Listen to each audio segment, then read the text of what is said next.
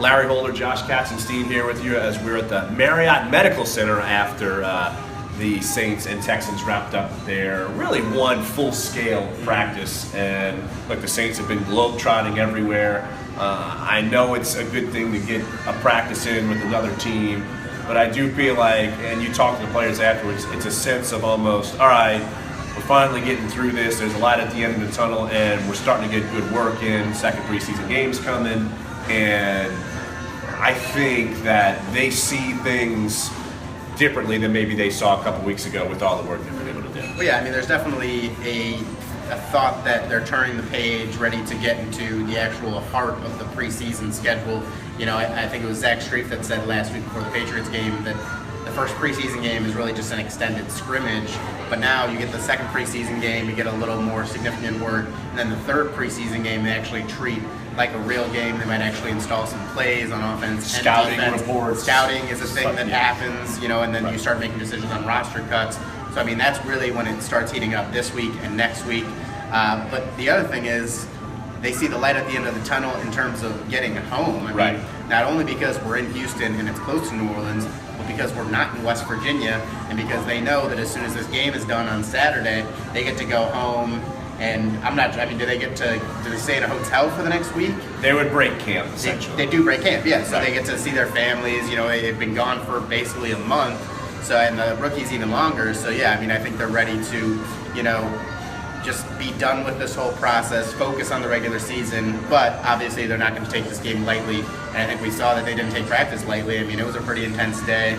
You know, I felt this way against the Patriots too. It looked like a Saints practice, just the way it was physical, and it wasn't any more physical because there was another team out there. Well, it was funny. There were some chippy moments from the Texans side because they were basically assuming that the Saints were a little too physical, but that has been a theme. That's something that a lot of players have talked about, that it's been the most physical practices they've seen under the new CBA, and it's something that the Saints really need to toughen up. But you mentioned, similar to home, the heat was absolutely different, and we saw some guys go down today. Doesn't seem like it's serious, but we did see some players, some notable players that practiced today. Yeah, absolutely. Zach Strief left on a cart, and I guess when he got on the back of the cart, PJ Williams hopped in the front seat. It's like, I'm a jump shot. Yeah. Let's go in there together. And then you know, before that happened, Delvin Breaux limped off the field, got on a cart himself. So I mean, it's definitely concerning. But Delvin Breaux tweeted out it was nothing serious. PJ Williams said it was just cramps.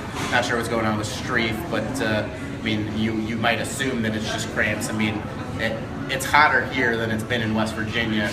So, and it's more humid too. I mean, it's a completely different atmosphere. And even there was a big storm that hit right as practice ended. So that's why we are in this lovely hotel in front of this lovely painting of sunset. I guess it's a photo, not a painting. But regardless, there was plenty to see in practice. I think the one thing that a lot of people missed out on was J.J. Watt's not out there, so you don't get to see, you know, how he works against your offensive linemen. And then Brandon Cooks wasn't out there for the Saints, so everyone on the wide receiver depth chart slotted up a spot. And in at least one-on-one, they did not handle themselves very well, but in the team drills, they got a little bit better. I would say in team drills specifically, I would give the edge to really both defenses. I think both defenses played better than the offenses. Look, Drew Brees did throw a couple picks, but they were deep balls in end-of-the-game situations. And then he had 2 fumbled snaps, so that kind of marred anything good that they did. But to me, I mean, my main observation was the Saints defense. They kept the narrative. They're improving. I mean, this is not just lip service anymore. It's 3 weeks into training camp against 2 teams in practices. That first team defense is certainly playing better. Yeah, it is playing better, and then the fact that they're doing that, you know, without Stephon Anthony, without Delvin Breaux for most of practice today, those are definitely a couple good signs. And without Sheldon Rankins, for that matter. Nick Fairley had a great day. He had 2 sacks on back-to-back plays, I think, and 11-on-11 drills. But real quick before we wrap up, we'll throw it to my main man, Amos, behind the camera, see if no questions. All right, I guess no questions. Amos, you couldn't make up a question? He could have just lied and said, you know, someone in Metairie, you know, wants to know how Tyler Davison looked.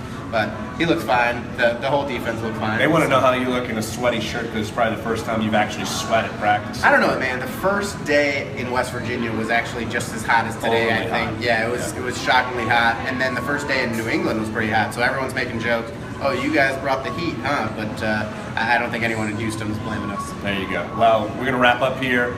Check out all of our coverage of all things training camp with the Saints at NOLA.com and in our print editions at the Times-Picayune. Don't forget Saturday's coverage of the Texans Saints at NRG Stadium.